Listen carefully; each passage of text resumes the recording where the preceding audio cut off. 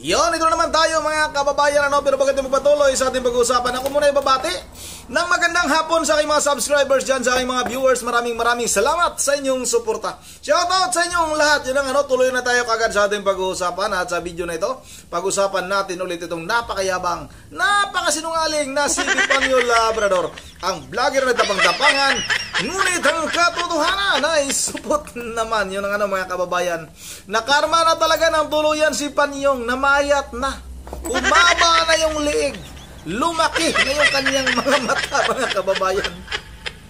Tama nga yung mga sinasabi ng mga membro ng Iglesia ni Cristo, na ang langit na ang paparusa kay Epifanio Labrador. Kitang-kita mga kababayan sa kanyang video, na namayat na yung kanyang damit ay talagang napakalaki na sa kanyang katawan. Maluwag na at halata na yung kanyang liig ay talagang humahaba. Yan yung patunay na itong si Epifanio Labrador ay talagang naghirap na sa kabundukan, mga kababayan. Tama din yung mga komento ng ating mga kababayan na wala nang makain itong si Panyong sa bundok sa kanyang pagtatago. Dahil nga nagtatago ito dahil wanted, mga kababayan, at noon ay may mga kaso ito na kinakaharap. Yun na nga mga kababayan, hindi yan yung pag-uusapan natin. Yung pag-uusapan natin itong tungkol sa kanyang pagbabanta. Itong si Epifanio Labrador ay nagbabanta laban kay Congressman Rodante Marcolita, mga kababayan. Hahampasin daw niya ng bangko pag makita niya itong si Congressman Rodante Marcolita. Bumaba ka muna diyan sa pinagtataguan mo. Lumabas ka muna para magawa mo yan. Huwag puro ngak-ngak. Huwag puro yabang. Dahil alam naman namin hanggang salita ka lang. Hindi ka nga magpapakita talaga. Dahil takot na takot ka. Mukha mo nga, hindi mo mailantad yung buong pagkatao mo pa kaya. Magpapakita ka pa kaya. Paano mo magawa yung pagbabanta mo kay Congressman Rodante Marcolita? Nampasin mo ng bangko. Pag hindi ka magpapakita, lumabas ka sa pinagtataguan, supot ka, para malaman natin kung talagang matapang ka. Galit na galit si Panyong, mga kababayan, dahil itong si Congressman Rodante Marcolita ini-endorso si Pastor Apollo Kibuloy, dahil nga magkasama sila sa PDP na tumakbo bilang senador ngayong darating na eleksyon. Ngayong Mayo, mga kababayan, at ipangampanya din natin. Huwag nating kalimutan, iboto natin lahat ng line-up ng PDP. Lahat po, wala tayong ibubuto doon sa line-up ni Bangag. Itong alkansya ng Bagoong Pilipinas, wag natin ibuto yung mga yan. Dahil matagal na sa pwesto ang mga yan.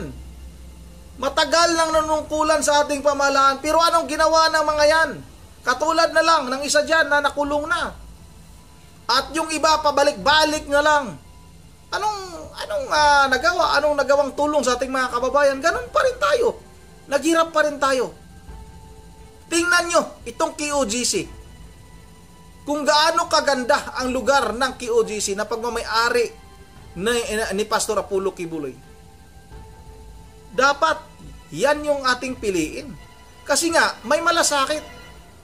Itong mga itong line-up ng alkansya ng Bagoong Pilipinas. Anong malasakit ng mga yan? Mangungurakot lang yan.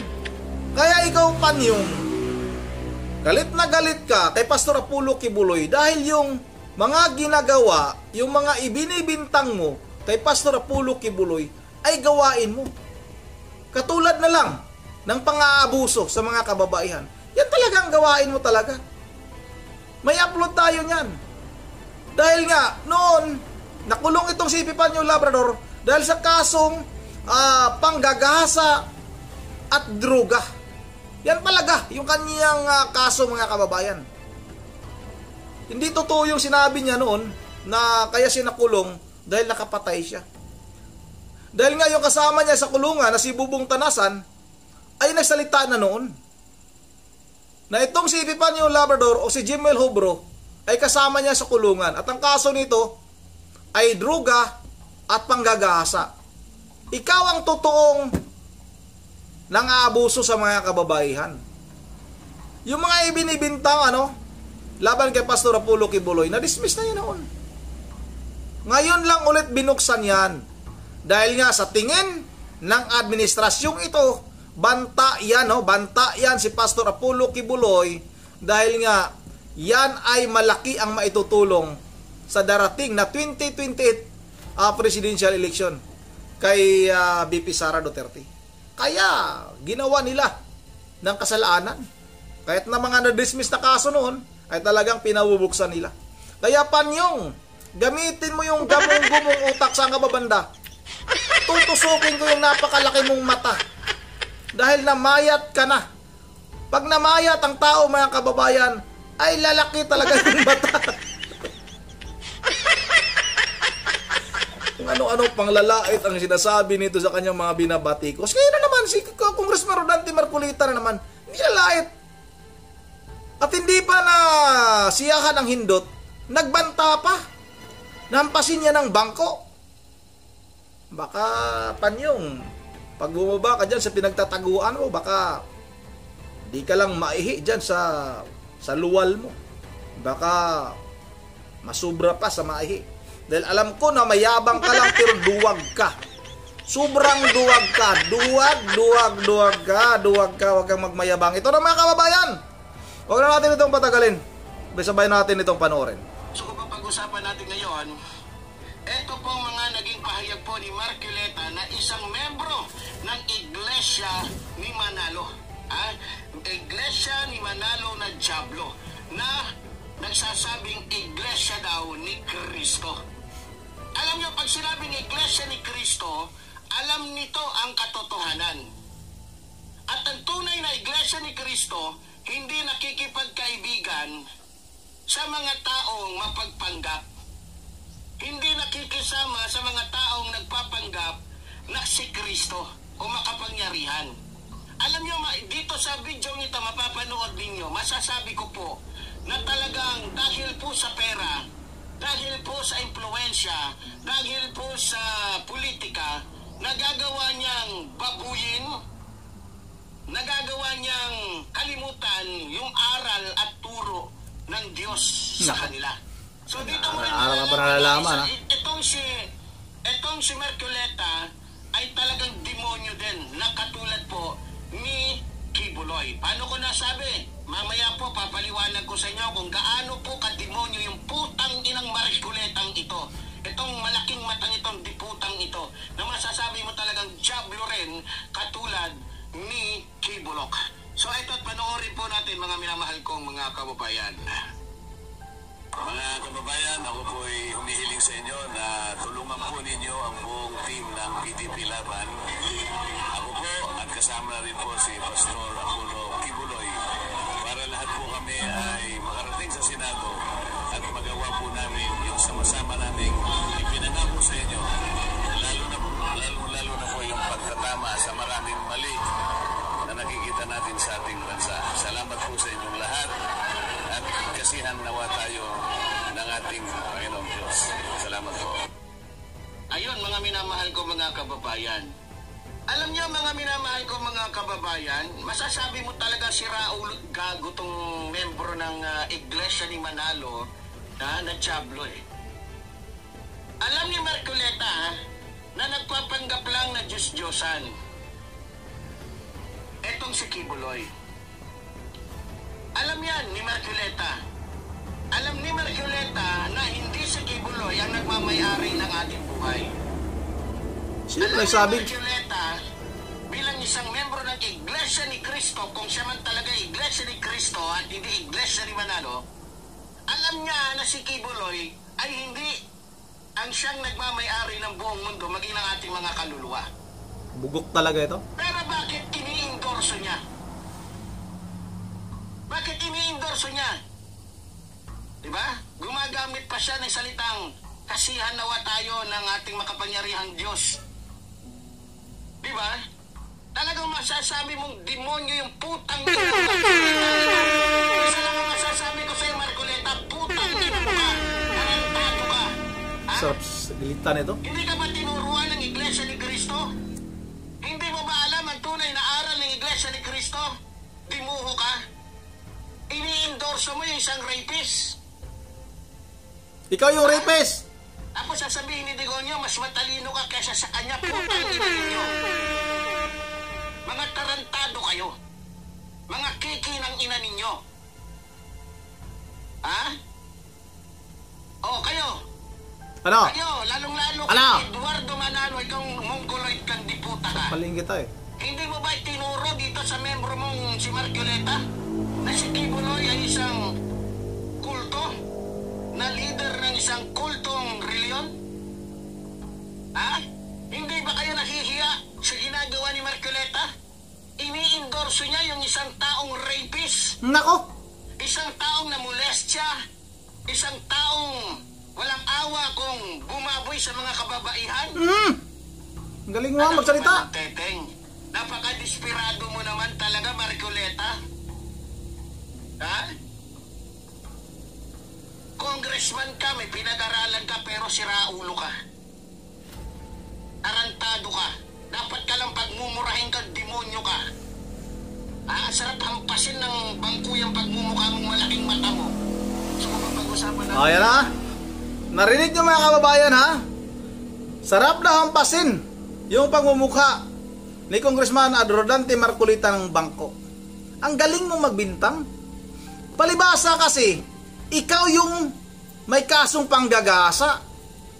At ayun pa sa mga narinig natin, mula kay Bobong Tanasa, nakasama mo sa kulungan, may mga kaso ka rin sa lugar mo na panggagasa. Kaso nga lang, natakot. Dahil nga ikaw daw ay armado noon. Pero iwan ko lang ngayon. Baka hindi mo na kayang bumitbit ng baril dahil namayat ka na, nakakasakit ka na. Ikaw hindot ka. Ano bang gusto mo? Sino bang gusto mong i-endorso? Ikaw? Ikaw talaga napakabugok ng tao ka. Napakaganda mga kababayan. Kung halimbawa itong si Pastor Apollo Kibuloy ay manalo bilang isang senador, tingnan nyo ang QGC kung paano pinaganda ni Pastor Apollo Kibuloy ang Prayer Mountain mga kababayan, dahil sa pagkakaisa, dahil sa disiplina ng mga miyembro ng QGC. Yan ang gustong gawin ni Pastor Apollo Kibuloy sa ating bansa. Mapaganda at zero corruption. Dahil isang tao, itong tao na ito, itong si, saan ka ba bandang hindot ka? Itong tao na ito, ay kurakot ito eh. Pati nga mga subscriber nito, pinapadalahan ng number ng GCash eh. Mabuti kung wala tayong alam sa'yo, pwede kang paniwalaan. Pero alam namin yung modus mo. Nanghingi ka lang sa mga subscriber mo, hinutotan mo. Kunwari ka, nagtapang-tapangan ka, pero supot ka namang hindot ka. Huwag kami, di pa niyo, huwag mo kaming paglulukuhin. Kung nagawa mo yan noon sa iyong mga subscriber, sa iyong mga taga-suporta, hindi ako. Dahil puro ka lang yabang. Sige nga, bumaba ka nga dyan. Lumabas ka nga dyan. Yan nga lang yung hamon kasi, tanggalin mo yung face mask mo eh. Kung talagang matapang ka eh, ikatwiran mo pa. Yung mga hero no, nagtatago naman. Nagtatakip ng mga mukha. Yung mga pulis, nagtatakip ng mukha para hindi makilala. Hindi malaman yung kanilang mga pagkakilanlan. Ibahin mo ang sitwasyon mo dahil ikay wanted. Ikay nagsasalita. Nag-ano ka, nang babatikos ka. Sa mga tao namang walang ginawa sa'yo. Okay lang mambabatikos tayo. Pero wag yung mga ganyan na pagmumurahin mo yung tao. Sabihin mo kung ano yung kanilang mga ginawang mali. Pero yung pagbabantaan mo, ihampas, hampasin. O ikaw yung pagbabantaan kaya namin, ikaw pagbabantaan ko. Tutuliin kita pag makita kita, umayos ka. Akala mo, di ko tutuhanin yan. Sana ba yung kutsilyo ko rito, tutuliin kitang hindot ka. Napakayabang mo. Puro ka lang salita. Alam ko naman, nakikita mo yung mga video ko. Dahil humahalo yan dyan sa video mo. Hindi mo ako sasagutin dahil hindot ka. Talagang papatulan kita. Kala mo ha. Lagi mong sinisira si dating Pangulong Duterte. Na ang laki ng tulong na nagawa ni dating Pangulong Duterte sa ating bansa. Tingnan mo yung droga ngayon. Excuse me. Nagsibalik ka na. Tingnan mo yung mga pangyayari ngayong krimen. Kung napanood niyo, yung sinaksak na lang bigla, dun sa Binondo, isang binatilyo, hilold up, sinaksak. At marami pang mga pangyayaring ganun. Dahil nga, bumalik na yung droga sa ngayon. Ang gusto mo, magsibalikan yung droga ngayon, dahil nga, yan yung trabaho mo. Yan yung kaso mo noon, kaya nakulong ka. Ikaw hindot ka, ikaw supot ka. Mura ka ng mura sa mga taong wala namang ginagawa sa'yo. Ang laki ng naitulong sa ating bansa. Yun ang mga kababayan, o yung mga subscriber ni Panyo, ha? At pasintabi nga pala sa mga nanonood siguro, lagyan na lang natin ng block, no? Yung mga pagmumura nitong hindot na ito. Wala naman talagang ibang alam ito kung hindi pagmumura. May nagsasabi sa akin, maraming salamat, hindi mo nilubayan itong si Ibi Panyo. Hindi ko talaga lulubayan yan dahil nga sa kanyang paninira kay dating Pangulong Duterte. At kung sino-sino pa yung kanyang mga sinisira, talagang dapat lang talaga nasupalpalin natin yan. Mga ganyang klaseng tao hindi dapat papalagpasin natin yan. Okay lang naman sana bumabatikos tayo. Ako rin namabatikos din ako eh. Kaso nga lang, ilagay natin sa lugar. Huwag naman yung sobra-sobra ng pambabatikos natin. Tapos isa pa, nagtapang-tapangan ka. Ni mukha mo nga, hindi mo ipakita. Nung panahon pa nga sana ni Arnie Davis, supalpalin ko na sana itong taong ito eh. Kaso nga lang, may pumipigil lang sa akin eh. Kala mo siguro Panyong ka, umayos ka, talagang tutuliin kita. Yung kutsilyo ko pa naman dito, hindi matulis yung dulo. Talagang ilalagay ko yan sa sangkalan. Sangkalan yan. Yun ang hanggang dito na lang muna at bago tayo magtapos, ay mag-shoutout lang muna tayo, Shoutout tayo dahil itong support na ito ay napakayabang. Shoutout kay Ani Kapunpon. Balitang kutsiro lang po yan, ipalabas ng lang nila, wala nga po pinalabas sa TV. Ano yun? At shoutout na rin kay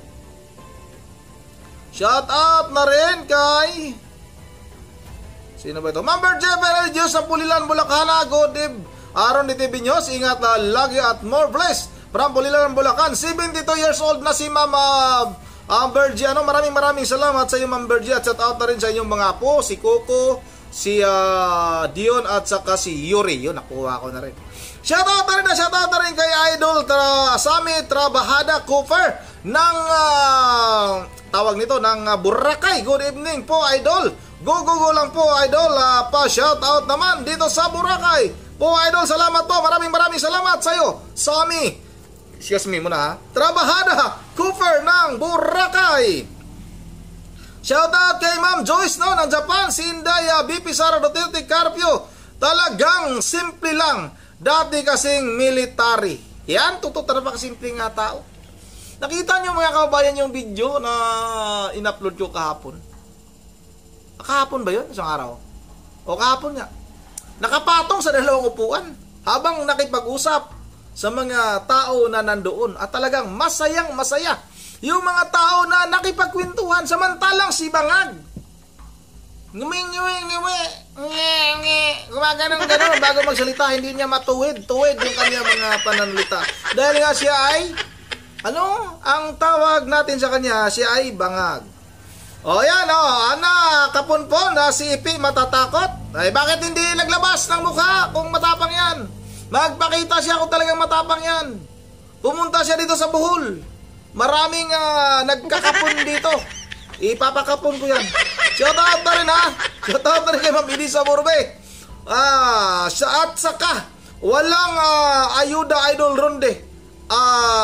Ang PDP laban. Totoo talaga yan. Pumupunta yung mga tao hindi dahil sa ayuda. Pumupunta yung mga tao dahil gusto nilang suportahan ang PDP. Hindi katulad ng alkansya ng Bagong Pilipinas na may mga alkansya, mga hindot na yan. Dahil nga sa akap, at kung ano-ano pang ayuda ng ginagawa ng pamahalaang ito. O yung PhilHealth, ibalik nyo. Pinababalik na ng korte. Mga hindot kayo. Shoutout na rin ha kay sino to? Ano to? Inar Badilla. Madali basahin kay medyo Obo, labod-labod. Ipibilang na talaga ang oras mo. Akala mo ikaw nang marunong humawak ng armas. Si Ronde, salamat talaga, hindi mo iniwan si Supot. Hindi yan nakakalusot sa'yo. More power sa'yo. God bless from Mindanao. Duterte. Yan. Hindi ko talaga lulubayan yan. Magbago na siya ng content para lulubayan ko yan. Huwag na niyan tirahin itong mga Duterte. Dahil noon pa man, nakikipagtalo na tayo noon. Dahil Duterte tayo. Dahil nakikita natin kung anong ginawa ng mga Duterte sa ating bansa. Kung wala tayong nakikita ang kabutihan, kung hindi wala yung mga durugista, siguro kukontrahin natin ng mga Duterte. Pero yan yung gusto nating mangyari sa ating bansa. Mawala yung mga durugista, mawala yung droga para maging malinis, maging tahimik yung ating bansa. Na maglalakad yung ating mga kababayan, yung mga kabataan, yung mga estudyante, maglalakad na walang kinatatakutan. Ngayon, ano na naman yung namamayagpag? Sino ang namayagpag? Yung mga old upper na naman. Nakita ninyo yung naglalakad? Napanood ko sa social media. Naglalakad. Isang estudyante naglalakad. Sinabayan ng dalawang binatilyo. Maya-maya tinutukan. Anong ginawa ng estudyante? Hinagis yung kanyang bag. Hinagis yung kanyang cellphone. Dahil sa sobrang takot. Yan ba yung gusto ni Panyong na mangyari sa ating bansa? Shoutout na rin kay Ronilo Encarnado. God PM po. Maraming salamat sa iyo, Ronilo. Shoutout na rin kay Florencia Leonor. Maraming salamat. Lagi na support. Support talaga yan. Shoutout na rin kay Imelda Pascual. Napakagaling magsinungaling. Yan, lahat ng sinasabi niya puro kabulastugan, lahat ng sinasabi niya niyang buhay. Totoo talaga yan. Shout out na rin kay Edith Garrasa. Shout out kay It60 user It60. Malapit ka na, Panyong, ibitin na patiwarik sarap mo. Balian ng liig, Panyong. Hanapin na dyan na ito. Dapat may reward dito eh. Mabilis talaga itong mahanap. Lalo na napakamahal ng bigas ngayon. Mag-unahan yung ating mga kababayan na hanapin si Panyong. May reward! Kahit 2 sakong bigas lang siguro. Ang reward ditong Panyong na ito. Maraming mag-uunahan. Shout out rin kay Cesar. Ano to? Cesar Rito Gibara. Bangag pala yan. Bakit di pa nahuli yan? Galing gumawa ng kwento. Kasi nagtatago. Magaling din magtago. Yun ang dito lang muna at once again, this is Ronde TV mo. Lahat. God bless bawat isa sa atin.